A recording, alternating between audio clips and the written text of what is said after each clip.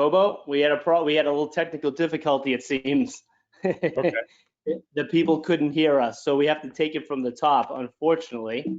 Okay, no problem. We'll start. Okay. Hey, sorry everybody that got a few texts that no one could hear us, so I wasn't sure exactly what happened there. That means There I'm might have already been into the game. Yeah, we already drank our beer, so that's unfortunate. But we'll start from the top. Everyone's still in attendance, so we'll move this quick again. Sorry about that difficulty. Introducing, obviously, Bobo from Chimay, ambassador of Chimay. Very excited to have him here. Very excited to have this toast and share this moment to raise a glass for retailers, owners, operators fighting for their staff, trying to have their businesses come back to the other side of this thing. We're trying to do everything we can to support you, and because of Bobo's help, give your consumers a chance to not only pick up the product, but have something to learn and bring some added value that I think is so important to Chimay beers. Very, very exciting, and thank you, Bobo, for being here. Oh, pleasure, my pleasure.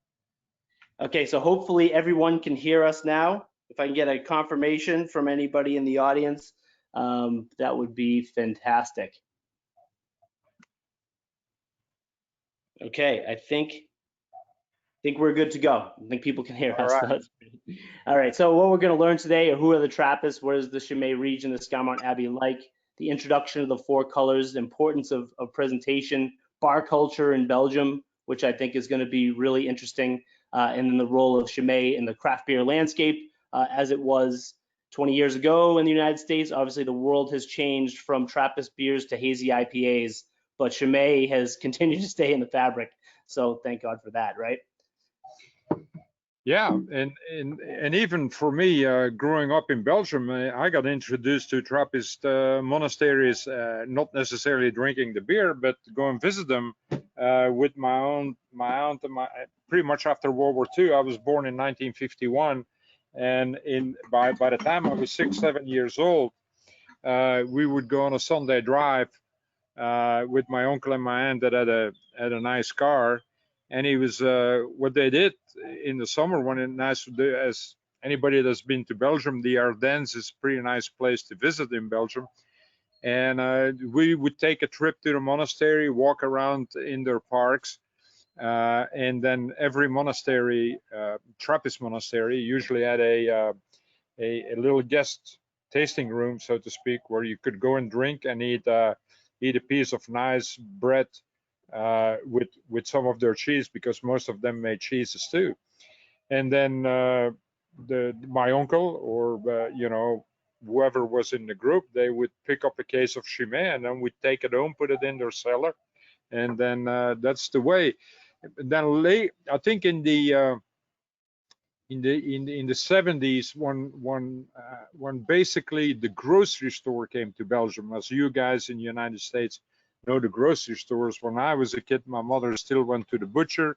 If she wanted to have rabbit or chicken, she had to go to what they call the poulailler. So you went to the baker, but if you want a pastry, you went to the pastry maker. So now in the late 60s, early 70s, suddenly the American grocery store came to Belgium, and everybody went like, "Oh no, I cannot. How can I go to a store and buy everything at the same store?" That was like for my mother, there was a serious disaster, because she would talk to half the day was visiting these vendors. the neighbors were, but anyway, long story short, so that's when distribution of Chimay became, because those grocery stores, they had a little bit more variety of beer than because when I was still a kid, that's what we called him, the brewer, but he was not the brewer. He was basically a distributor that brought the beer at home. So you recycled your empties, he picked up the case, and he gave you another one. Yeah, interesting.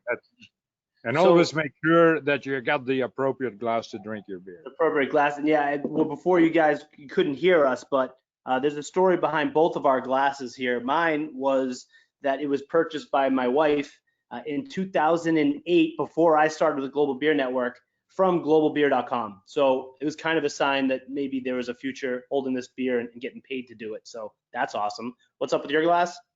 Yeah, mine was given to me. I'm guessing here it could be as much as 20 years ago, and it's actually a real crystal one. As you can see, it's a little bit shaped different than the traditional Chimay glass that you guys know in the United States. You see this one got a little bit, and it's made out of crystal. But I think at a certain point they made this, and I think it's available in their gift shop. That's beautiful. So let's give these guys another quick little rundown about the principles and philosophy of the Trappist seal that is the emblem on the Chimay bottle, and Yeah. also just so you guys know in general the structure of today. We obviously are going to hit some slides. We're going to hit some key points that we want to make sure that we focus on. And as far as the brewery tour for Global Beer Network, we're going to have some awesome content in the coming weeks. This will probably be your most luscious, laid back. The purpose is twofold. We want to honor the people who are fighting for us. We want to educate consumers on Chimay. Actually, it's threefold. Bobo and I are dying to go sit at the corner of a bar and just talk to some people. So we might get a bit self-indulgent. So I apologize in advance. So I cannot tell you guys how fun this is, because being cooped out in the house now for about a month and a half, pretty much, I feel like I know you guys are listening to me, although I cannot see you, but I feel like I'm back, on the road and talking to everybody. So for me, I'm really looking forward to this. And you have beautiful weather, so you're giving good vibes too. I can feel your sunshine. Yeah. So well, it's 93 degrees today in Austin, Texas. Awesome. There's 3 rules to be a Trappist brewery. The beer needs to be brewed inside of the wall of the monastery. It can only be 100% under the control of the monks. That means no outside investors, and they give 90%. In the case of Chimay, they give 90% of their net proceeds away to a variety of good deeds, so to speak. And so every Trappist monastery, they need to work to make a living. And as you can respect and value of all people, what is exactly true for every Trappist beer is the focus on quality instead of quantity. Although some of you guys that know me, I've been known to drink a few quantities of Chimay instead. But that goes with the territory. And then they use the best. They buy the best ingredients, and they use the most advanced technology to produce the best product to their knowledge. That's basically their motto. Yeah, and I think it's important, for a lot of people, and when Belgian beer, and I can say this as a consumer, Belgian beer first came into the United States, the idea and the allure of who is making it, and maybe the breweries themselves, there's still a brewmaster with a mash tun and a stirrer doing the work. But as someone who's consumed enough Belgian beer and beer, as the proliferation of craft has grown, and you really start to desire and value quality, it has to be known, especially Global Beer Network. All the breweries we're working with, they're technological marvels, they're engineering marvels, and Chimay was ahead of its time. And we're going to talk about Father Theodore and Professor de Clerck soon, and I'm excited to that. But Chimay also was kind of the torchbearer for, okay, it was nice to be being antiquated and artisanal, but the only way we can grow, the only way that we can spread this beyond our region is to really focus on these values. So that's really exciting to get to. So I want to do really quick, just who are the Trappists? How did we get here? Historically, how did it come down the line? Bobo, I'm going to go relatively quick. And then when we get to the French Revolution, my friend, and the spread of the Trappists into Belgium. Throw a couple anecdotes in there, yeah. There you go. All right, so it all starts with Saint Benedict and the rule, the Benedictine monks in 529 AD, the rule, how to run the spiritual well-being and the administration of an abbey. Ora et labora is their motto, work and prayer. Basically, if you work for yourself, if you dedicate yourself to a trade that for the most part is benefiting others, you're not working for profit, you're working to live, you're giving back to your surrounding community, that's when you'll find spiritual connection and really be of best service to your fellow man and community. So that was St. Benedict. And we come back to that rule because, like anything else, as organizations grow, whether it's a business or an abbey, things can get a little bit more liberal. The rules get a little bit loosened, and there would be a branch that breaks off. So the Cistercians break off in 1098 from the Benedictines, and they're doubling down on the rule. And they're based out of Dijon, France. They're doing their thing, kind of redoubling down on the Benedictines for a couple of hundred years. Then 1664, the Trappists branch off from the Cistercians. They're all in on the rule. They're doubling down. It's been a couple of hundred years. We're losing sight of our mission here, and they're spurned by the French Revolution, and they're feeling a lot of pressure in France, and that's where Bobo comes in. Yeah, and the reason why we ended up with 6 Trappist monasteries for such a small country as Belgium is that they got kicked out by Napoleon. They got kicked out because he had a disagreement with the Pope in Rome, and so he confiscated all the real estate that the church owned and basically burned some of the monasteries down and chased them away. Now, they got kind of stuck in Belgium because if they went north to the Netherlands, they run into Lutheran country. And that's why you find some monasteries in Bavaria. There's quite a few monasteries because the southern part of Germany is Catholic too. Bavaria is Catholic. But so if you ever see a religious atlas, you see why they got stuck in Belgium. And then the second deal is we don't have any grapes. So because as you well know, in France, Dom Pérignon was a monk and he made champagne, and or Chartreuse, they make a digestif. So when they came to Belgium, they decided to brew beer. There you go. So, okay, we go, I know early on I thought I was some type of craft beer savant when I felt like I could name all the original Trappist beers, but obviously we've seen an expansion. It used to be easy. Now it's kind of grown significantly, and I think Belgium's still special in that, based on the history you just provided, the concentration of the amount of high quality and distinctly different Trappist orders within such a small country. I still think that there is a particular sense of charm there, but the overall Trappist mentality and philosophy can't lose sight. Trappist breweries are impacting their surrounding regions. So although they're expanding, and it might have for some confused Belgium, the Belgian Trappist kind of legacy, it's still an amazing thing to have Trappist breweries popping up because obviously they do a hell of a lot of good. So that being said, Trappist beers versus Abbey beers, maybe people need a little freshen up on that. Yeah. That was always one of the key deals that I wanted to explain to people because it's very confusing. And obviously a monk lives in an abbey. So what's the difference between a Trappist monastery and an abbey beer? And it always, to me, came, like to the 3 rules inside the walls of the monastery, no outside investors, and then give 90% of their net proceeds away. And there is a good example of this. It's one La Trappe, Koningshoven. At one point, they lost their authentic seal, because they got in business with Bavaria, was a Class B Pilsner producer in the Netherlands, and the Association of Trappists said, "Hey, well, you got outside investors in the monastery." They tried to stop it, but it was already too late. Now, what happened is that I guess Bavaria, or I forgot the name of the Dutch family, but they kind of realized that basically Trappist beer was maybe not where their focus was going to be, so they sold it back to the monastery and they got their authentic seal back. But so, and what time was that about? What period?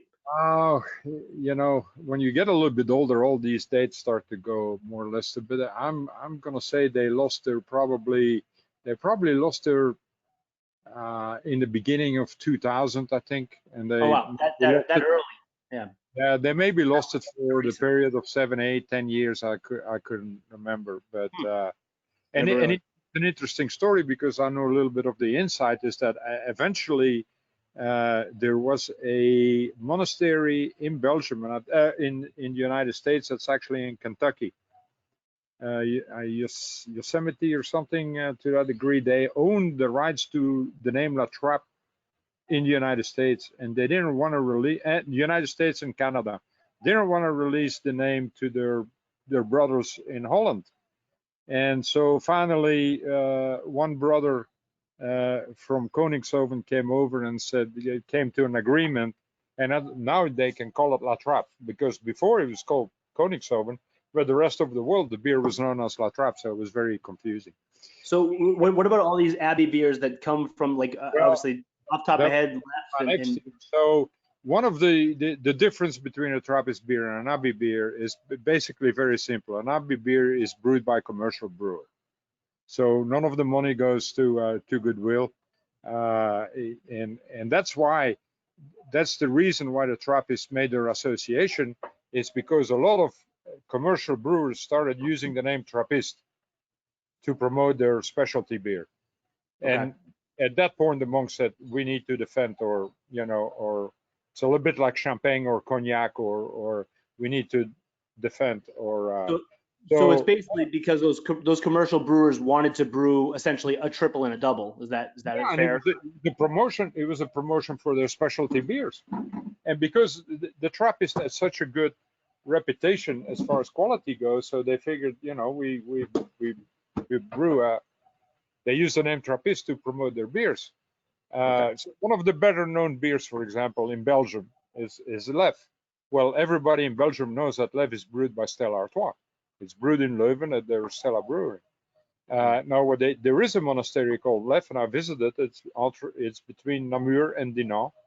And so basically, what Stella does, they give, I don't know what the percentage is, but they give a fair amount of money for using the name BLEUE to promote their Abbey beer.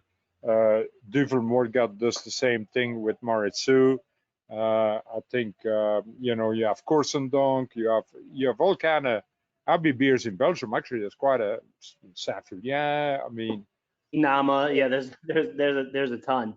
Yeah, so that's interesting. I didn't realize that was actually what spurred the Trappist seal. I thought the Trappist seal kind of came first, and then the Abbeys kind of came along. That doesn't mean those beers are not good. It's not a criticism here what I'm trying to say, but the monks felt it was very important for them to separate. Wait a minute, we give 90% of our money away. These guys are purely commercial. We want to protect the name Trappist. Okay. So this is a very long slide. This is a very dense slide. It is not my intention to read all of this, but I think when we talk about those original 6 Belgian Trappist breweries, it's kind of cool to see how they're connected, and we'll get a little bit deeper into each one. The Mother Abbey, it starts with Westmalle being the first one, and then they gave some of their monks to West-Vleteren. Then when Chimay comes into existence, they're looking for monks. They're building the abbey. They seek monks from Westmalle. Westmalle says, we don't have any. Talk to our sister abbey, West-Vleteren. They might help you. West-Vleteren's monks, send a few monks to Chimay. They're up and running. Rochefort, Chimay, basically in some ways are competing in the same region, but they lend their professor de Clerck, who they had a relationship with, to kind of work with Rochefort to work on their quality, because they're working together. The whole point of Chimay, the point of the Trappist order and these abbeys, is not to hurt anybody. It's not to be overly commercial. Rochefort was existing to support their region.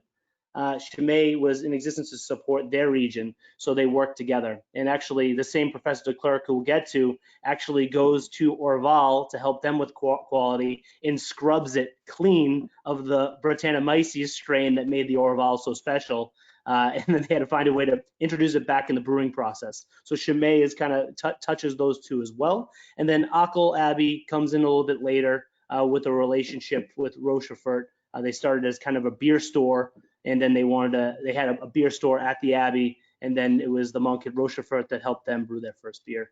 on insight and brought them into existence in 97. So that's just a little bit of a connection. There's competition, obviously, amongst us all, but there really is a connectivity to the goal that they're helping the overall regions of Belgium with good quality brews. Yeah, and if I can say something about Professor de Clerck, he was to tell you how deep this all goes in Belgium is that the major university in before World War II and after World War II was in my hometown Leuven, and it's a Catholic university. So after World War II, when all the monasteries were destroyed and they had to rebuild, basically, they inquired Professor de Clerck with some help, because one of the examples that Father Theodore told me is that before brewers would use different strains of yeast, and they, of course, any brewer knows that opens up for cross contamination in the brewery sometimes. So one of the first thing is that the cleric insisted on Father Theodore, but Father Theodore is basically the father of the yeast that's in Chimay now. I think he spent about 5-6 years of his life taking yeast from the yeast is everywhere till he came up for the perfect yeast for the Chimay premiere. And I had the pleasure to still have known Father Theodore, very, very nice man. But he and Professor de Clerck perfected the beers of Chimay, so to speak.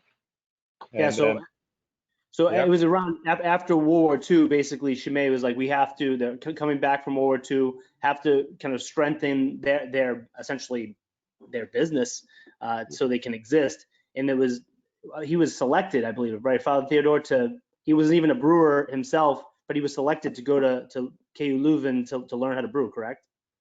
Yeah. So Daniel, what I wanted to show you, that picture, that's the microbrewery I was talking about that Father Theodore made his own beer in. Oh, wow. Yeah, that's the one right there. That's great. So we want to talk a little bit about Professor de Clerck?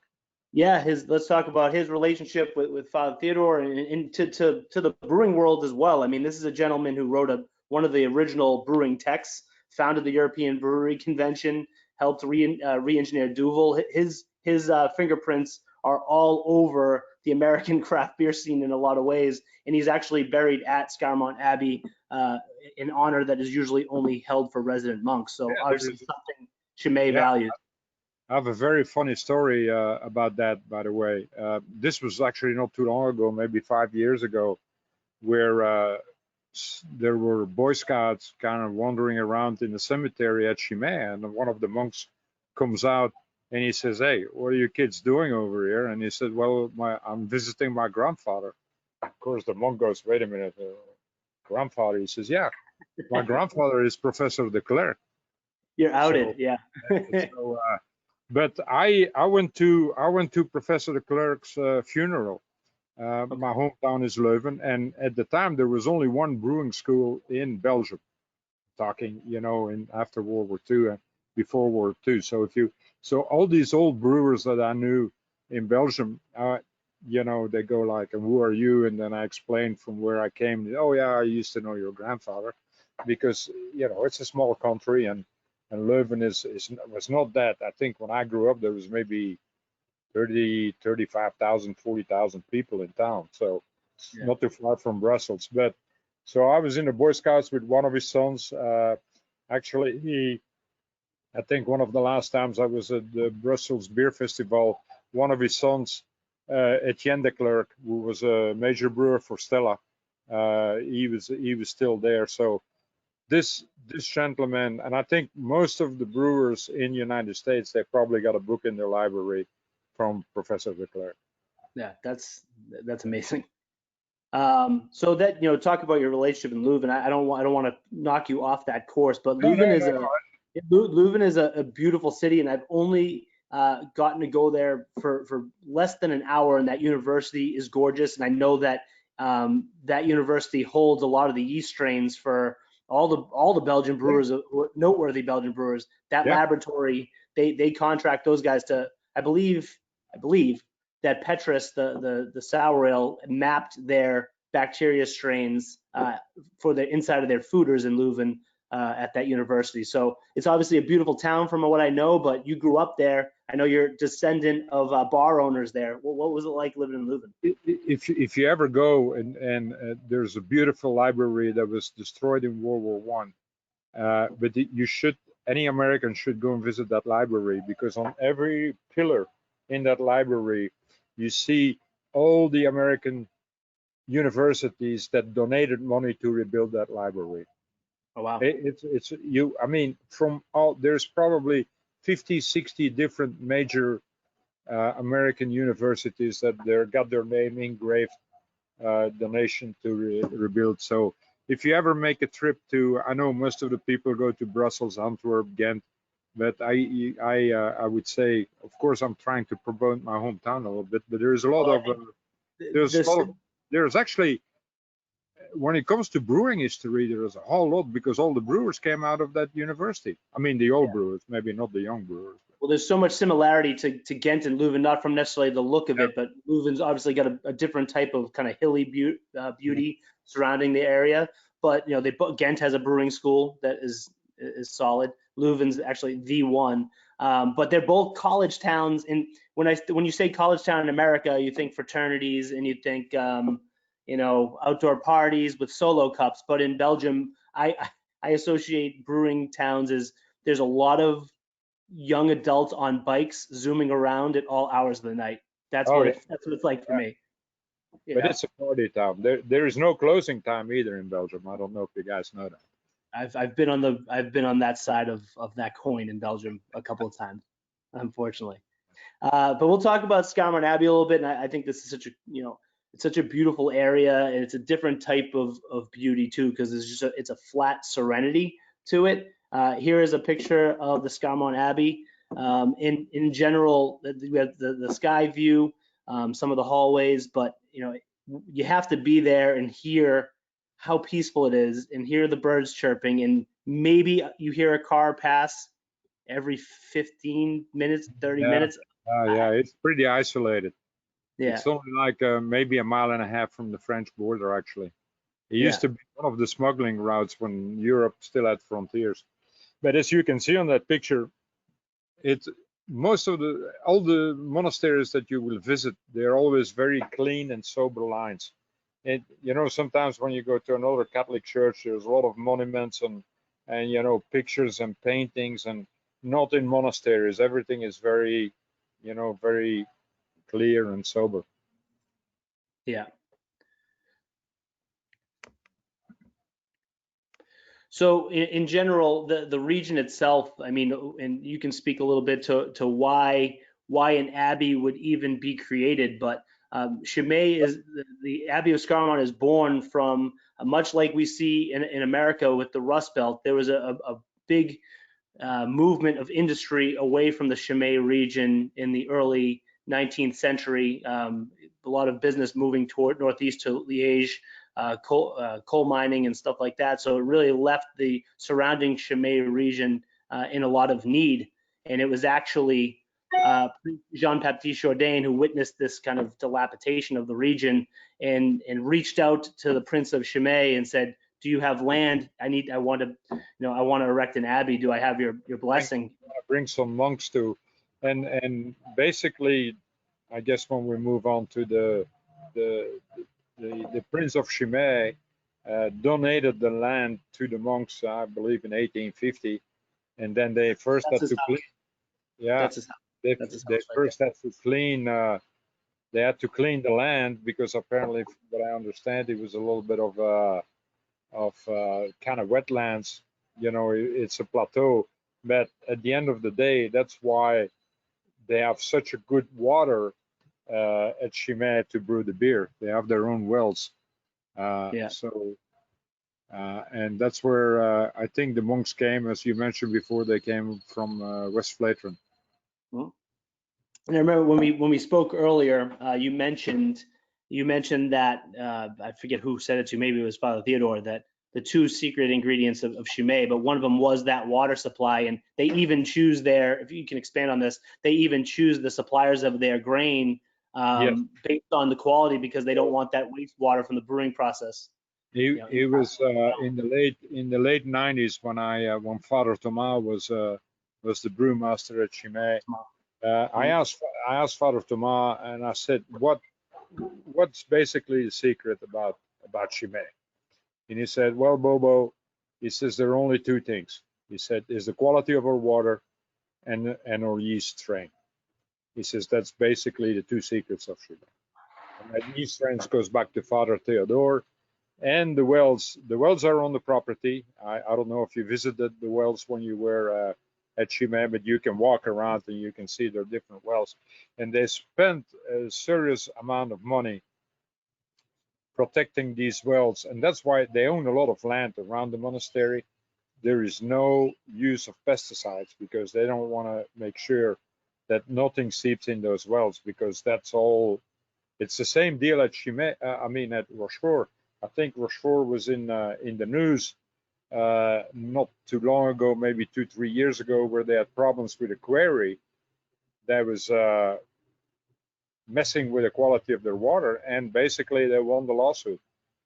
Oh, I know that even going back, that was one of the things that Professor de Clerck did for Rochefort, because there were so many surrounding farms. I believe it was pig farmers, but there's a lot of livestock issues that their well water was being tainted, and he helped them instrumentally with that. But I know I believe it's on Global Beer TV, which I'll show you the link at the end of this presentation, but definitely on the Chimay website as well. They have a great video explaining their well water, but they even invested a lot of money in drainage programs to keep road runoff away from those wells. Because most of the vehicles that pass Chimay is tractors and maybe a couple local cars, but there is an intersection, and once in a while there is maybe an accident, and so they made sure that none of that diesel fuel or whatever leaks out of those accidents that happen doesn't even go in this. So they're very, very protective of the quality of their water. Yeah, and it's funny when we spoke about it, and I think when you first told me that story, I was talking about the price of Chimay, obviously the price on the shelf versus other beers, and the amount of money invested in quality. Forget about the supply chain it takes in the boats, in the docks, and the trucks, and all the people who are imperative to get the beer to us.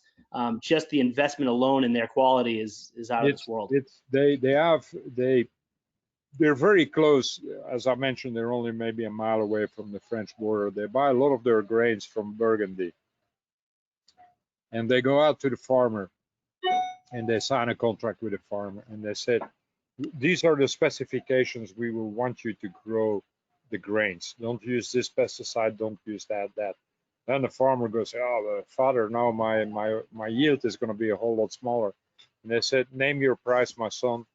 And then they make an agreement and they sign, a 3 or 5 year contract with that farmer, and buy all. And so that's where a lot of people, they don't realize what goes into Chimay, and it can be as much as basically a bottle, for example. They because it's free fermentator, so they need quality champagne kind of bottles. So they're usually thicker than any other beer bottles, and so me particularly, several years ago, probably as far as in the 80s, where we used to, in the United States, got all of Chimay that came in, and it was corked. A lot of people they just thought it was another flavor of the Trappist beer, and we were like, oh my God, this shit is corked. We went back to Chimay, and they went all the way back to Portugal and made sure that they only bought the noble part of the cork tree to make their corks. And so these are all the little details that go in there to, you will never see a plastic cork in a Chimay, but they go to all the details to make sure everything is perfect. Even in working from the importer side with Chimay, it's a breath of fresh air, because, and I know we have Vincent and Hughes from Beers de Chimay on watching us right now, but even when they give me a branded notebook, it's the best notebook I've ever owned. The bound is tight. It's smooth. It's nice. It's a beautiful notebook. I mean, everything they do is just top quality, and it trickles down all the way to their beer. So to give you another idea, and this is also probably 20 years ago, they have salespeople on the road in Belgium. Well, they leased cars for their salespeople.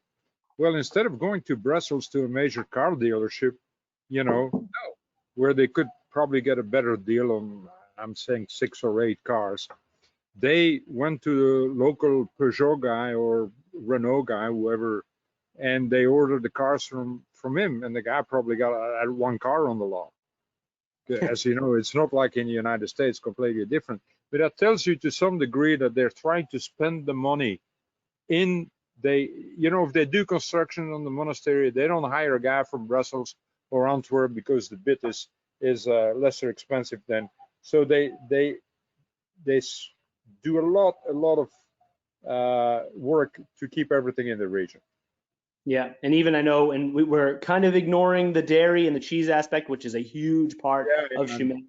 But they're co-firm of dairies that they work and paying a fair, not beyond a fair price to the farmers to make sure that they're still in the region. That's such an important part. They, again, for the quality of their water, their products, they need farmers that are able to do the best practices to make their products sustainable, because it trickles all the way down into Chimay's beer as well. So even with that and the cheese, and it's such an important part of the ethos of what this organization is all about, which is great. I want to spend a quick moment into the day in the life of a monk, and we don't have to spend too far on it, but it's a lot of praying and working and sleeping. Correct? Yeah, 8 and 8. It's a simple recipe.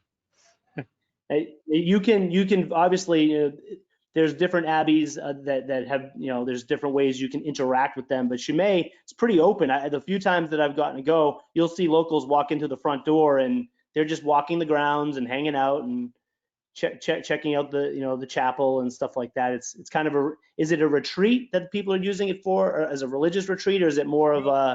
There's different things, at least that were explained to me. You can do a retreat, and you probably get in touch with your local priest or whatever. But there is also a lot of scholars, particularly people that study theology, because Chimay is considered the intellectual Trappist monastery of Belgium, and their library is is one of the best libraries in the Trappist Association.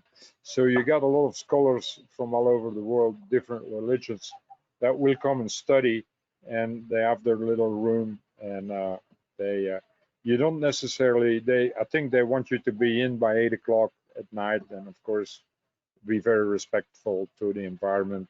You don't eat with the monks. You got your own place to go and eat your lunch with all the other people that do a retreat. So yeah, I know there's a way you can kind of go and experience that. I know Hughes and Vincent mentioned that they have spent a couple of nights within the walls of the Abbey to try to live that lifestyle.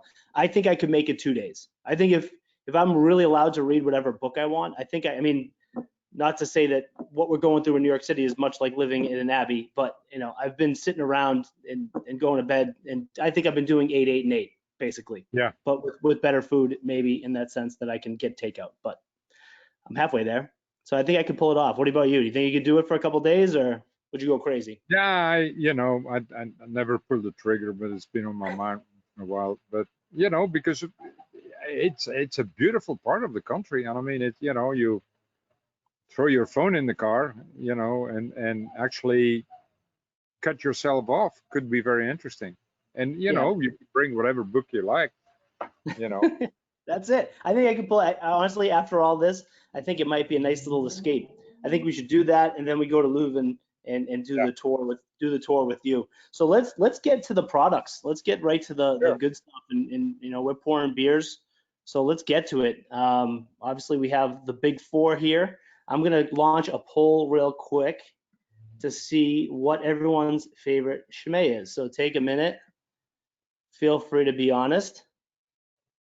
Give them a second there.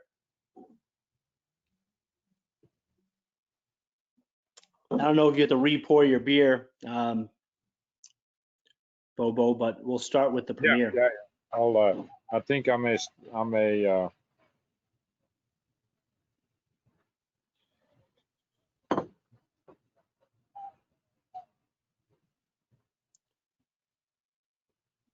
Ooh, there is an all-out. Now I can actually see the percentages in real time. There's an all-out assault war against Saint-Saëns and Grand Reserve.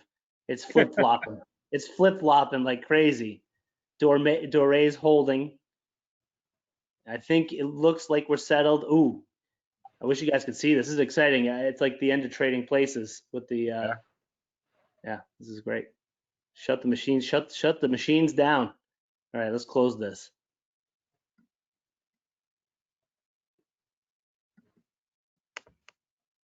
10%.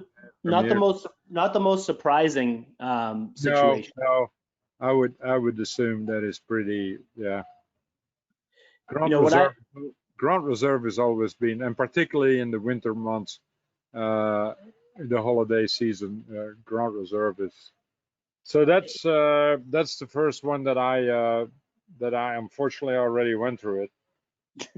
Judgment free. 93 degrees, you need to drink something. You need to stay hydrated. Of course. So that was Premier, French word for the first one. So that is basically the first beer that the monks decided to brew in 1862. That was the first one that came to the United States in 1983. That's one of the I think 83 when one of the first containers came into the United States. Okay. I mean, there's 82, 83. I remember 83, but yeah, you know, I think there was maybe a guy somewhere up in Chicago that maybe kind of brought in a container. Chimay BLEUE probably has a better answer, but it's 82, 83. I came in 79, so I was selling Chimay at my bar called Gambrinus, the same as the bar of my great-grandfather in Belgium. That is still in the family, by the way. Yeah, that's at some point you showed me a picture of that bar that's in the family. At some point we should scan that in. I'd love to maybe put that up on our website. I got some good pictures of that. That in color that I took on my iPhone that are even better.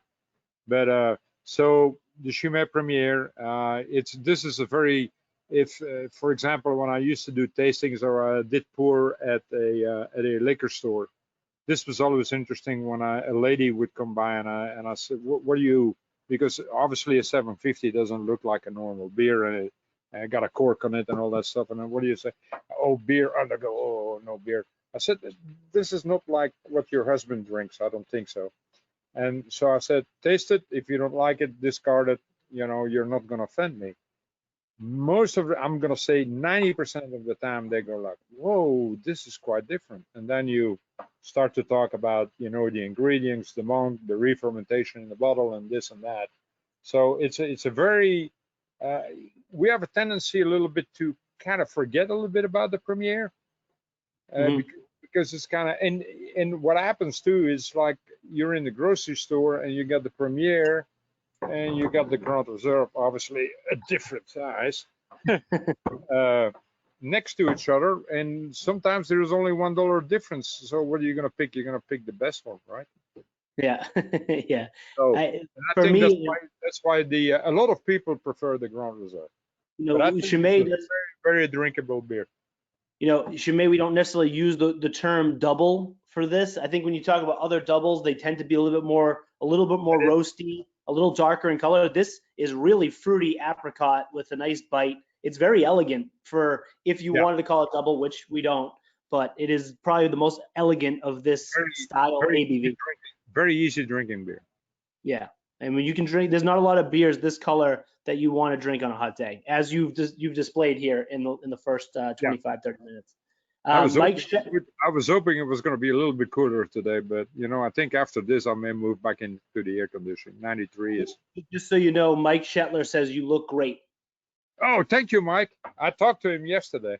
And I will say I'm wearing a hat because your flow just intimidated me anyway when we did our little demo dry run. Look at that. I can't compete with that. There's not a lot of people in quarantine right now that are looking that luscious. So yeah, with a good haircut, no. The only thing I did was trimming my beard. Yeah. So I guess I must have, guys. I'm gonna move on to a triple here. Okay. So, of course, the Grand Reserve, as we all know, it started out as a Christmas beer, right? I assume everybody knows that. Most of the Chimay guys know that Christmas beer, and it was so good that they that the monks decided, well, maybe we should brew this the whole year round, and voila, Grand Reserve is basically your Christmas version of the red label.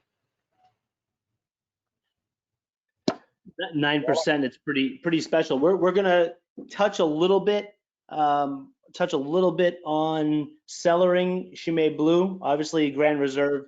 That name really came to be when that beer was brought into the 750, which if you sit with Fabrice at the tasting room of the Abbey and he pulls out some gems, now I've consumed in 1999 the Millennium beer. I've had a couple of different years, early 90s, mid 90s, and the way the cork pops out of it is amazing. And that's why it gets its name, Grand Reserve. And then you have the barrel aged stuff, which we'll talk about. But cellaring Chimay BLEUE is interesting, which you have one of the best cellaring products I've seen in a while. Yeah, they at one of the visits that I did at Chimay, they poured me one that was 35 years old, and they did it out of an 11.2. What is even more remarkable, because usually they I'm messing with my cooler, guys. Usually they have a 7 feet, but the reason why they got all these old beers, and it's always a good story to tell, is that every batch that the monks brew, they take a case and put it in their basement, or several cases. And now let's say that and it happened to me before, where somebody calls me up and they say, "Hey, Bobo, I think I got a flat beer." I go like, "Okay, can you give me the number? Can you give me the number on that?" There's always a batch number. It's kind of hard to see, but it's basically at the right corner there. And I say, "Give me the batch number, and I'll pass it on to Chimay." Being a monastery, it can take 2-3 weeks before you get an answer in the old days. And they would go down to their library and they would taste their beer, and if theirs is good, you're out of luck. Because what that means to them is that either in transportation, either the beer got warm, cold, or wasn't kept correctly. But if theirs is good, they go like, "Sorry, nothing wrong with it." Yeah.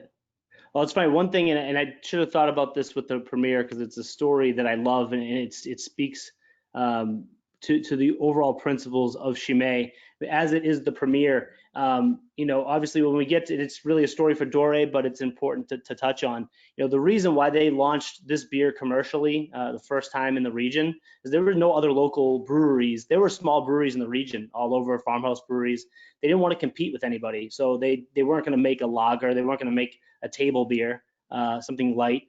That's what the monks eventually kind of had for their own consumption, low ABV, but they really came out strong with the premiere because it was a beer that wouldn't cannibalize the sales of anybody in the region, which is a really cool, we're going to hear this theme that just keeps coming up, the social consciousness behind how every decision Chimay makes is for the betterment of their community. The proof is in the pudding, right?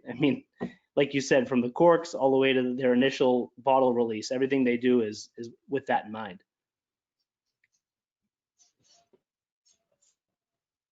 So you're saying salt is... That's what I'm drinking right now. It's one of my favorite ones. So obviously, a little funny story about this one is my Chateau de Chimay mug. So I'm gonna have a little water while you talk about it, because I don't have a triple. So an interesting story about the triple is that, as you saw that little at the slide before, where Father Theodore had that little micro brewery in his lab, this is his favorite beer. And so he would always brew a little batch of triple beer for himself, till the father up one day said, hey, Theodore, if you like that beer so much, maybe we should create a third Chimay. And voila, you got the triple. And what was interesting is that over my career with Chimay, we at the time when Bob Leggett owned the import rights of Chimay, we always asked, Father, we need we need draft beer. In America, we need draft beer because this was the beginning of the explosion of the multi-tap bars. And, you know, people came in and the first thing they look at is what's on tap before they look at bottled beer. So no, it's not gonna, for 2-3 years, I said it was never gonna happen till one day I walked around in the brewery and I see a keg. And I at the time it was Dominique Denis, who was the brewer at the time. And I said, hey, what's that? And he said, you didn't see that. Long story short, about a year, 2 years later, we finally got Chimay on draft.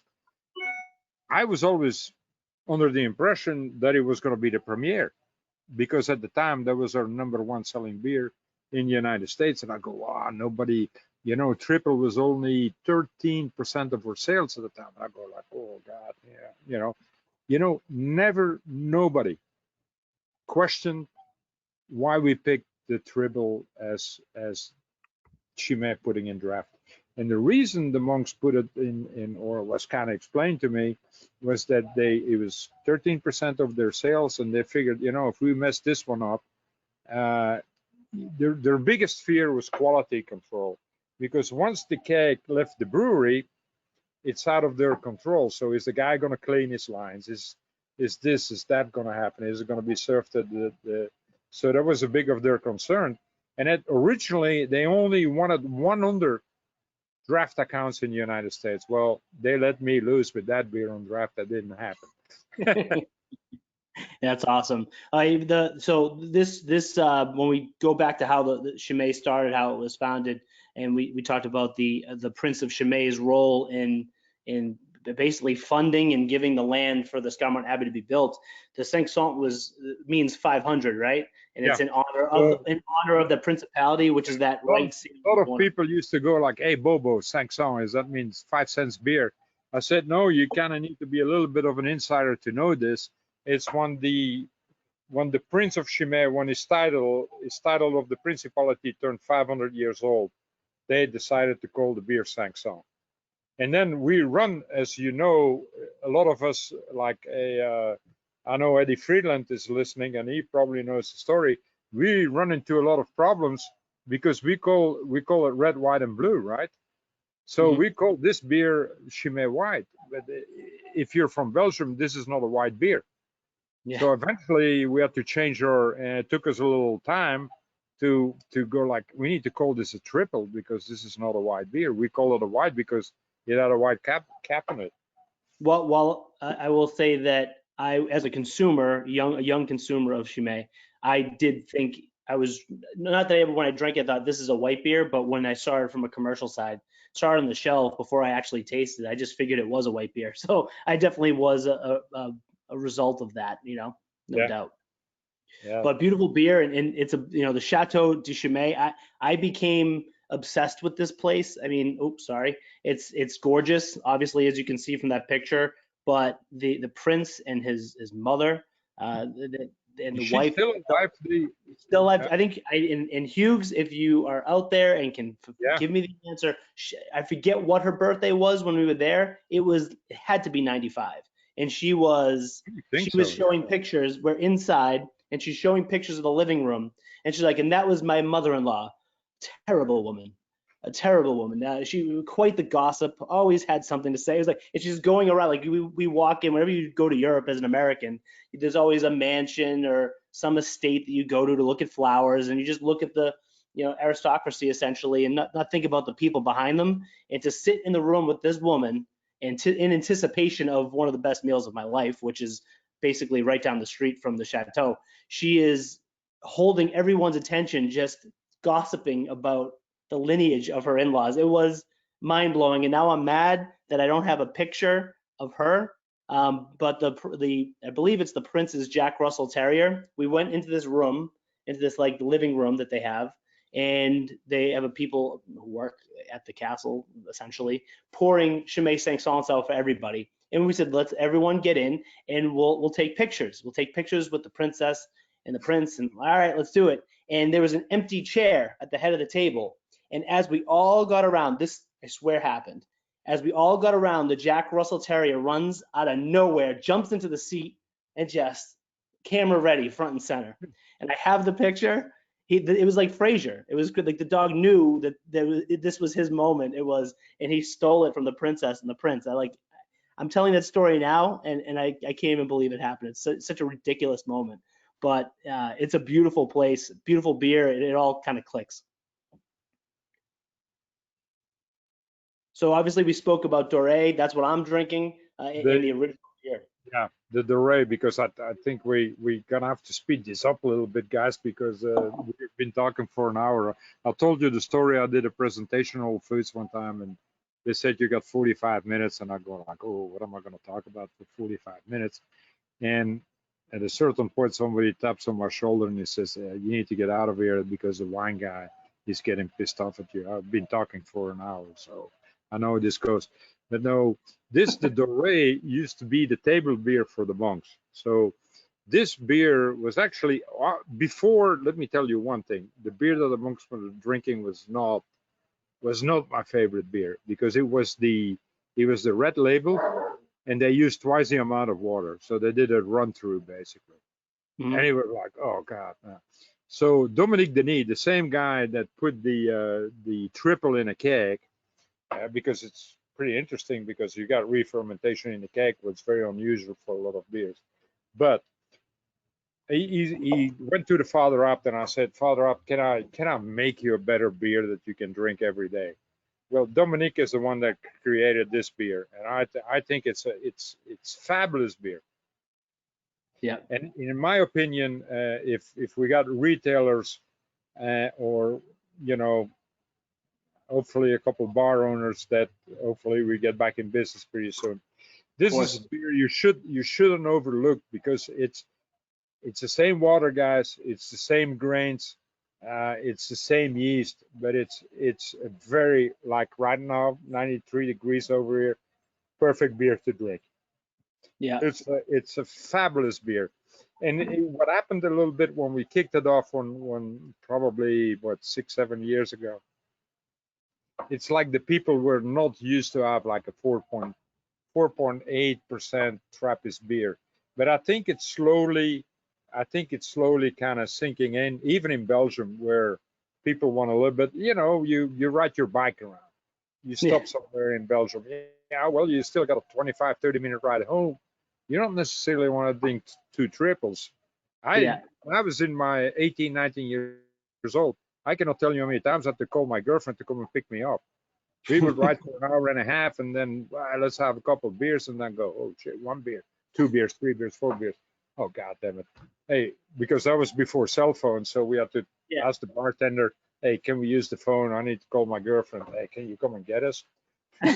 Yeah, we got snake bit. No, I get that. And we actually, it was really, again, speaking to Chimay and what they do, they actually created a hard plastic chalice so that, people with rooftop accounts, poolside accounts, hotels now can serve Chimay properly. Because let's be honest, there's certain beers that when they're not served in the proper glass, it just doesn't feel right. And even just the weight of the glass in your hand and the experience, and for them to take that initiative to create a glass, a plastic glass that people can use for accounts is huge. If I can say something about the importance of the glass, I cannot. As some of you guys, the older guys that know me, I had a bar in Austin, Belgian bar, in 1979 to 1990. It was unbelievable. It was a piece of conversation because, I had a 45-foot long bar. And then I would serve, a Chimay or a Duvel or whatever Belgian beer that I could have in my hands. I didn't have that many Belgian beers in those days. It was a piece of conversation because it's like one guy at the end of the bar, and he goes, is that guy special that he drinks his beer out of his, and then I go like, well, no, he's drinking a Belgian Trappist beer. So he was telling the story, and then you either like the beer or you don't like the beer. It's, but in general, that was the glass was so successful to also, because it created a conversation in a bar. Because before, people, I remember when I came to Texas, they had like beer glasses were about this big. Yeah.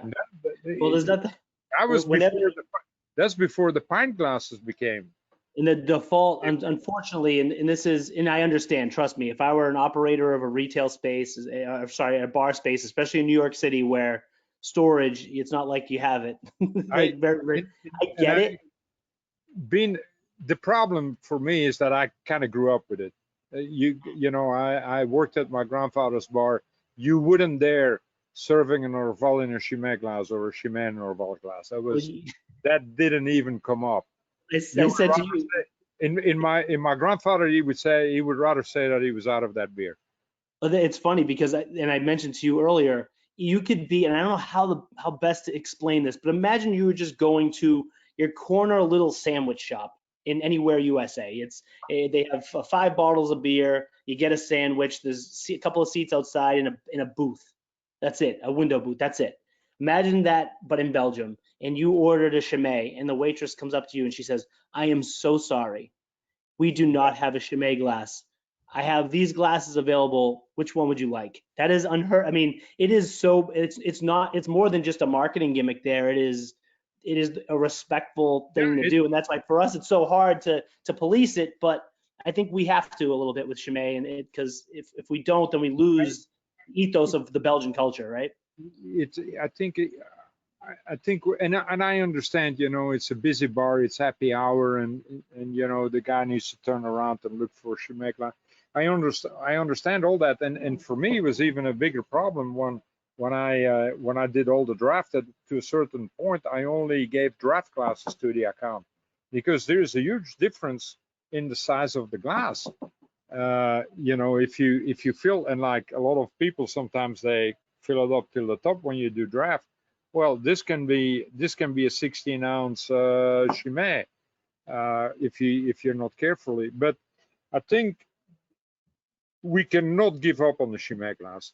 That's one thing that we need to keep on insisting that we keep on doing. I think it's part. If you pay 10 or in some cases $12 for Chimay, I think you deserve to be served in a proper glassware. I agree. And our Chimay sales director. That is my personal feeling, but I think it's very important. Shahan, our Chimay sales director, once said that it's like selling a TV without a remote. It just doesn't feel right. I never thought about that. That's a good one. He's a quick one, that Shahan. I'm giving him that credit right now. I should have stole it. But there's nothing worse than when I get any Belgian beer in the snifter glass, but I understand why, and it closes off the nose in the bouquet of the beer. It's like, just give it to me in a wine glass so I can smell the beer. But yeah, let's keep it. If nothing else works, I mean, you know, a snifter or a wine glass, but in general, I think we that's one thing that our sales force at Global, we should, you know, sometime in my old days, what I used to do, I would drive by the distribution guy and load up my car with POS. And I guarantee you, when I didn't give too many POS to the guys at the Abbeys or the Hertz rental car. They were all the POS was gone. Coaster, I can tell you, the POS. How many times? Let's say that you put coasters on a table. How many times that people walk into a bar and they don't know what they're gonna drink? Well, suddenly you make coaster in front of your nose and go like, "Oh, god damn, that's been a long time." Maybe I order best marketing. It's the best marketing in the world, and there's nothing worse than going to a wholesaler to see pallets of glassware. You know, and I know for Global Beer, if it's getting out in the trade, you know, we're gonna support you with glassware. So push it out, and it's up to us as a sales organization too to make sure we are doing just that, loading it up, our glassware on workwiths, getting new accounts. And if account doesn't use proper glassware, give it to them anyway. Maybe they have a couple of Chimay customers that love it. I mean, there's just ways to utilize that. But I want to move on because we are getting, even though we had a little bit of a hiccup, I'd like to apologize for that, guys, because we obviously our first webinar, but we need to make up a little bit of time. But we are on track because we lost probably 10 minutes, so we're not too far over. That's good. That's good. So I think we're okay. There are some questions here, Bobo. I'm going to leave this slide up. We don't have to talk to it. I think we can touch on it in a second, but I'd like to take some questions here. Sure. Let's throw some out here. Okay. What's the oldest bottle of Chimay Bobo has ever had? Well, actually, right now this is a 2001, so that's 19 years old. But like I said, I had one at the monastery that was 35 years old at the time. So that's the oldest Chimay I ever had, 35 years. Unbelievable to hear the way the It was a cork BLEUE. pops on It bottles. was a Grand Reserve, and there was not too much of foam when we poured it, and the best way that I can describe it, it becomes between port and Madeira. 35 years is pretty impressive, but very drinkable. When you hear that cork and I get that pop, that's the first indicator you're in for something good. You know. Another question: why serve 500 colder temperature than Premier and Grand Reserve? I would say because it's a triple, and in general, you're going to drink your triple a little bit colder than you drink a Grand Reserve. You know, the Grand Reserve, because of all the complexity of the beer, it's almost like a Burgundy, so to speak. You know, you don't want to drink, it's like wine. You don't want to drink it too cold. You don't want to drink it too warm. But I think a 500 should be at least 5 degrees cooler than a Grand Reserve. And I've been living in Texas too long. I like my beers cold. Yeah, makes sense. Let's see what else we got here. We got a shout out from Jessup's Tavern. Must be a customer of Jessup's Tavern. They said they're a great ambassador to Belgian beer and thankful they let Jessup's let them know about the webinar today. So thank you to Jessup's. If you haven't been to Jessup's Tavern in Delaware, small state. Unfortunately, it seems like a drive-through state for New Yorkers as on their way to DC. But stop at Jessup's Tavern. It's in the Old Town area, cobblestones, kind of colonial theme. Great food, but unbelievable beer. He has more branded towers on his bar than you'll ever see, and he pours them right, and he demands proper glassware. So that's always good. Let's see what else we got here.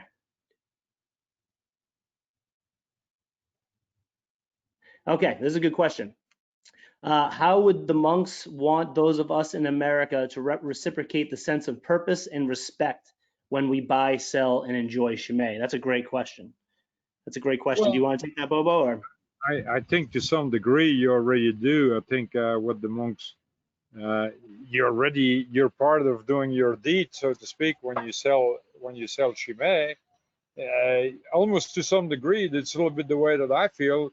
It's to me, it's been a pleasure and a privilege to be able to sell Chimay, because as any salesman would tell you, if you don't believe in the product that you're selling, I mean, what is it? And I mean, of course, I've been bred in it, and you know, almost told them I fell in the fat when I was little, and that's why I, you know, became a. But I think anybody that represents Chimay in the United States, at the end of the day, you're helping the monks doing a good deed with their money. So. Yep. It's not a lot of beers that we can say that, you know, and I think, you know, the time to make a sales pitch, whether it's a distributor talking to a retailer or a bartender talking to a consumer, I think it's on us too as suppliers to coordinate our events and things that we do for support to show that charitable aspect as well when we do them. So I would say the answer to that question is it falls on us too as an organization at Global Beer, and we do that to make sure that we're telling that story and make sure that people know that Chimay is an organization that has a true sense of purpose. It's not, imagine not being your number one purpose, not being to make great beer. It's secondary, it's third, and they make one of the best beers in the world. So their first purpose is to help their fellow man and woman, and as a third purpose, they're still brewing some of the best beers in the world. That's an amazing organization to be able to do that. We have another question. I age several different Chimay bottles. How long would you age your different brews without losing too much. I do have the suggestion here of general temperature and the age-old question of, do you store the bottles upright or sideways? I know Frank Bone tells me it's upright. Yeah, it's upright. The Chimay too, you know, they got it on the back of the bottle, right? You see that? Yes. They tell you what glass to drink it in, and you said don't lay it down, store it up straight. And you know why? And I'm telling you why. If you lay it down, if you lay the bottle down, the yeast doesn't work this way. The yeast, whoa. Great hands. That was a good catch. That's legendary behavior right there. The yeast is concentrated right here, and when it's stored upwise, this yeast over time works its way all the way around. And the cork doesn't need to be moist because we're using champagne corks. So your cork is not gonna, you know, the reason why you lay down wine is that you need to keep the cork moist so it stays expanded. Since we use champagne corks also because double fermentation, you know, it doesn't need to stay moist. Yeah. But it's primarily that the yeast works its way around this way. We have another question. I think this is I think we can both take this and be quick, but what is your ultimate Chimay beer and food pairing? And fruit pairing? Well, the premier, you know, goes good with the Flemish too. It goes good with rabbit. It goes good with chicken. When I go over to the Grand Reserve, usually, to me, because it was a Christmas beer, it goes great with the heavy cream sauces for any gamey dishes, that kind of stuff. Of course, always goes good with cheese. And then the triple for me is oysters, soft-shell crab, any kind of seafood for me. It goes really well. Bobo, I'm going to challenge you. I agree with everything you're saying, but I would say for me, it's a clear number one is Chimay Grand Reserve and oysters, because of the same principle as Guinness with, you know, a stout with oysters. Imagine it's like salted chocolate. You had a little salt. And I'm a little bit, you know, my favorite one is the triple, and so, but you're decadent. If I would do a Flemish stew, and it's nice and cold outside with a BLEUE, I would say that. And actually, by the way, when I make Flemish stew, I always use BLEUE. I never use the red. I never use the triple. Always BLEUE. There you go. Yeah. Shetler has so many questions right now. Yeah, Shetler knows a lot of secrets. Shetler, we might have to cut him off, but he has a lot of good ones that obviously there's some underlying personal stories behind them. So we might have to cut off. Yeah, there's lots of them. We have a lot of questions though. We got Sam from Atalanta, who imports the cheese, is seconding my oyster bid on Chimay Grand Reserve, which is great. Can you speak to the challenges of re-fermenting beer in the keg?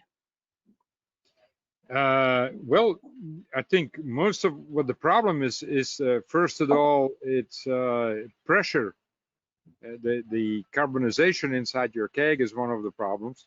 And the second one is like in the case of Schneider, for example, where they need to ship their kegs upside down. Because as Shetler would very well remember, the first one was always very cloudy, and the last one was always very cloudy too. That means you got all the yeast. So yeah, you cannot really shake up the keg, basically, you know. Yeah. So that's actually a good, you know, I'm not a brewer. I'm only the sales or the ambassador. But Dominic Denis did a remarkable, and to bring in, for example, look at Duvel.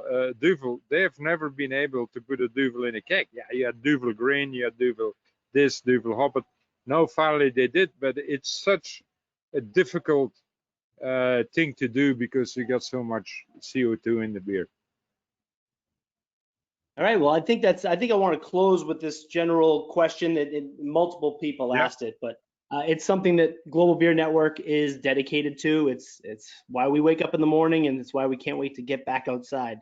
What is the role Chimay plays in the future of American craft beer? How do we bring that respect back to the brand and get it in more people's hands, because it is amazing that there's a new generation, right? I'm in my 30s. I drank Chimay because Bobo sold it to McDonough's Liquors in Stoneham, probably. That's where I got in Stoneham, Massachusetts. I had my first Chimay BLEUE. So I have to imagine that it's the people my age, 30s, 40s, 50s, we don't need to be sold Chimay, but it's the 21 to 30 right now that might have never had a Chimay before. How do we do that? In my opinion, and that was always my idea about the Doré, is that I wanted the Doré a little bit at a more, yeah, and Chimay is probably going to tell me you're crazy, but anyway, I wanted a little bit of a better price on the Chimay Doré, and I wanted to go after a different clientele. I said, I'm not going to go to my, to my Hop Leaf or to my Gingermans or Flying Saucers or whatever, or the Yard House, or that's not my intention. But you need to go to the new clubs where the young people, the 25 to 26, 27 years old, and introduce them to Chimay. They're not looking forward to drinking an 8 and a 9, and their palate is not there yet, although they drink cocktails. But I think the what we cannot forget in the case of Chimay is if you think about Chimay, the recognition of the name Chimay in the United States is something unbelievable. It's Chimay, and everybody almost go, yeah, I heard about that, but they don't know the details. So for me, it's not any different than almost 40 years ago. Tell the story, one bar owner, one retailer, one sales force at the time. And I know sometimes they're sitting there at 8 o'clock in the morning, a sales presentation, they don't want to listen to anything else. But if even to do what I used to do in Philadelphia, for example, you have the on the Ritterman Square House, what's the Park Cafe. Mm-hmm. I used to do a presentation to the sales force. Can you imagine if somebody, you look at the menu and you're sitting in a very expensive restaurant and you go like, oh, Chimay, but the waiter has been able in 3-4 words, okay, it's brewed by monks, by Catholic monks in a monastery in Belgium, and it's re-fermentation. Just 30 seconds to be able to describe the product to the consumer. Yeah, and the waiters and and for the restaurant workers who we're thinking about the most, you're going to increase your tip as well if you're selling a Chimay versus a Moss Pilsner or something else. I mean, you're gonna sell a glass of beer that is, in some cases, I mean, there's one in the Shangri-La Hotel in California, and on the beach somewhere. The name escapes me now. $18 for a Chimay draft. Of course, it's on a roof. Santa Monica, you're overlooking the pier. You're sitting. Yeah, I spent $26 in Venice for a Negroni. I know. People are paying $18 for a draft. Did anybody did the math? How much money this guy is making on a keg of beer? So I mean, it's one of the most profitable beers on draft anywhere in the United States. Yeah, and it's a differentiator. I mean, you see 5, 6, 7 local IPAs. The way I always look at a draft system, it's like an apartment building with tenants. Is everyone paying? Is everyone paying their bills? Is everyone paying their rent? If you have an IPA that's doing 1 keg a month, maybe shake it up, offer a Chimay Doré, offer a Chimay Sanson, offer a different experience for your customer. You still have 5 other IPAs. You're gonna get through it. So that would be my answer too, of how do we bring Chimay back to the forefront during the proliferation of craft beer and hazy IPAs and all that stuff. I don't know if anybody is listening from San Francisco, but I remember in the early 2000s, the name of the bar escapes me. It's an art gallery that had they used to sell a pallet of BLEUE, small BLEUE, a month. I had to go and visit with the CAO of Chimay at the time. We thought it was a misprint. I mean, and this was like the early 2000s, and they were all drinking small BLEUEs out of the bottle, and he was the hip beer at the time. So that's what Chimay needs to do with the Doré and with some of the beers. Is we need to. For us, it's easy because we kind of grew up with the beer, so we promoted the beer all our lives. But we need to educate the new generation on this. Hey, this is something really special, guys. Yeah, and I think you can get a good a good crowd in more your rooftop bars, your pool bars. You get the plastic chalice. I know for me, I'll spend an extra couple of bucks to drink a superior product, especially when I'm feeling bougie in New York City. So the fact of the matter is that we have to call this, because we went a little bit over what I thought, even with our fumbled start. But I wanted to make mention that Alessandro Bonin, who is the Chimay export manager for Italy, he says hello, and I think we have a couple of Italian customers. Yes, hello to you, Alexandro. I hope you're doing okay, my friend. So to Italy, to everyone in the United States, and everyone that's eager to get back in the bar and drink a Chimay, know that GBN, Bobo, our entire team, we're working hard to get to the other side of this so we can all get back to normal. And I think we'll all appreciate drinking a Chimay at a bar a little bit more when it's all said and done. No, I'm talking to Steve. I said, Steve, let me get back in the market, man. I need to go and sell Chimay. I'm ready to get back on the road when we got all this thing behind us. I mean, to me, it's not even a job. I mean, I just enjoy what I'm doing. And that's shows, that's a wonderful thing to do. That definitely shows. So thanks everyone that came and spent this. I know it's a long time to go through all this, so I appreciate it. Just to speak to Global Beer Brewery Tours, next up we have an amazing moment with Hans-Peter Drexler and Suzanne Hecht of Schneiderweiss, A Tale of Two Weiss Beers. How Weiss beer can be a Doppelbock and a Hefeweizen. How can that be possible? Well, the brains of Hans-Peter Drexler and the people at Schneiderweiss are going to explain that. So I'm very, very excited for that one. We have some future events as well. Please check us out. I'll show you some ways to do that in a second. But things that we have on the docket as well. What makes Bavik a super pills with Albert de Brabander of Brewery de Brabander. 514, Father of Dragons, touring the Van Steenberg sampler with Jeff Russell and Van Steenberg. Thursday, 521. This actually got booked 20 minutes before this webinar.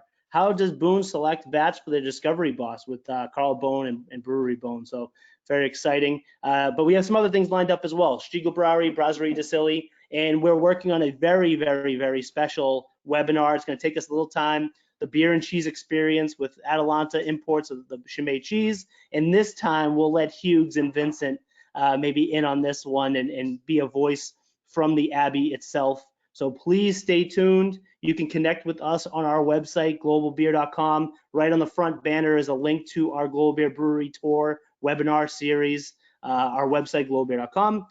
We are also promoting these events on Instagram, Facebook, and Twitter. Thank you so much, Bobo. I hope you had as much fun as I did. You're welcome, guys. Thank you guys so much. I'm looking forward to see everybody. This is gonna blow over. We're gonna get back to it, and we're gonna come out okay. We'll get through this.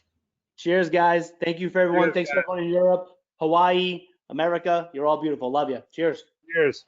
Thank you.